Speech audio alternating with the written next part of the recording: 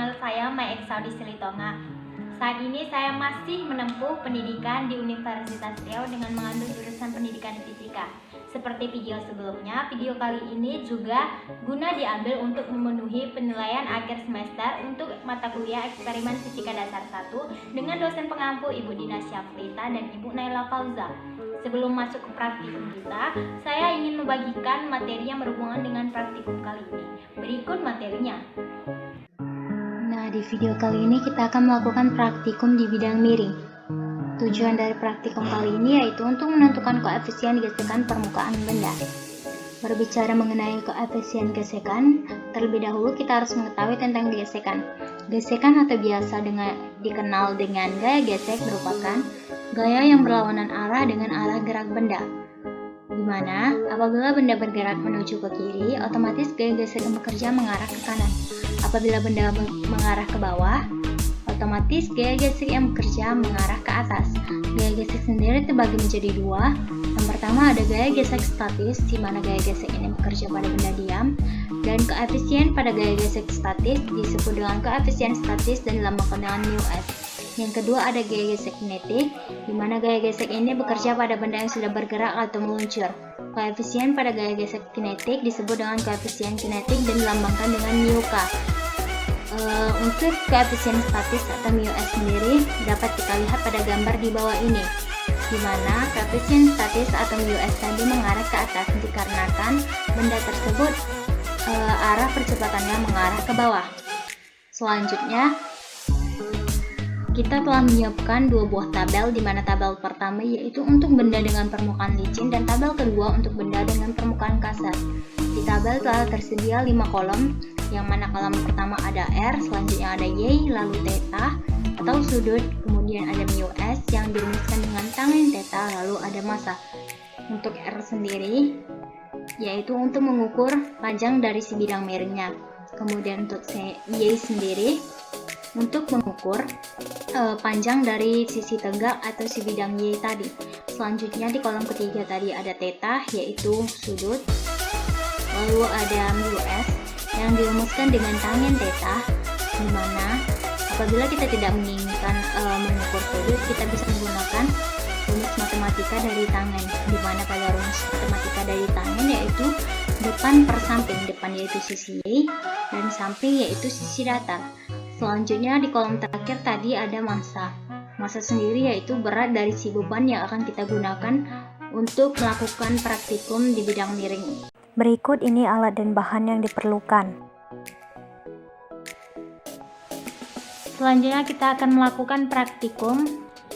Langkah awal, ambil beban dengan permukaan licin. Saya menggunakan kotak jarum pentul. Kemudian timbang massa dari beban tersebut menggunakan timbangan.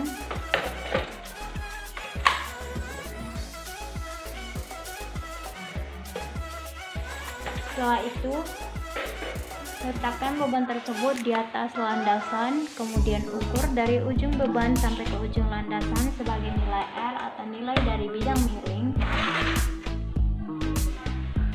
Langkah berikutnya, naikkan landasan hingga si beban tersebut terjatuh. Setelah beban terjatuh, ambil busur untuk mengukur sudut yang terbentuk dari landasan tersebut.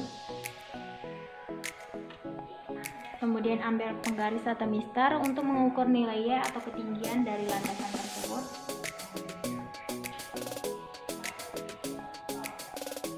Lakukan langkah tersebut sebanyak 3 kali atau sebanyak tabel yang kita perlukan. Kemudian ambil beban dengan permukaan kasar, saya menggunakan batu bata. Langkahnya sama dengan beban permukaan licin, dengan menimbangnya terlebih dahulu untuk mengukur massa dari beban tersebut menggunakan timbangan. Setelah itu letakkan di atas landasan, kemudian ukur dari ujung beban menggunakan penggaris atau mister sampai ke ujung landasan sebagai nilai R atau nilai dari bidang miring. Kemudian naikkan landasan hingga beban tersebut terjatuh juga. Setelah beban terjatuh, ambil busur untuk mengukur sudut yang terbentuk.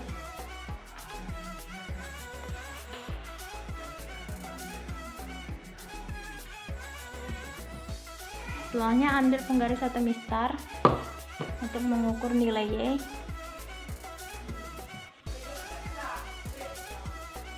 Atau nilai dari ketinggian selandasan. Lakukan langkah tersebut sebanyak 3 kali atau sebanyak tabel yang diperlukan.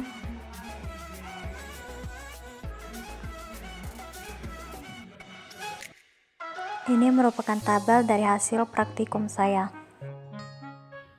Berdasarkan tabel pengamatan dapat disimpulkan bahwasannya nilai Y dan theta itu berbanding lurus. Artinya, apabila landasan yang kita gunakan kita naikkan, maka sudut yang terbentuk juga akan membesar. Namun apabila landasan yang kita gunakan kita turunkan, maka sudut yang terbentuk juga akan mengecil.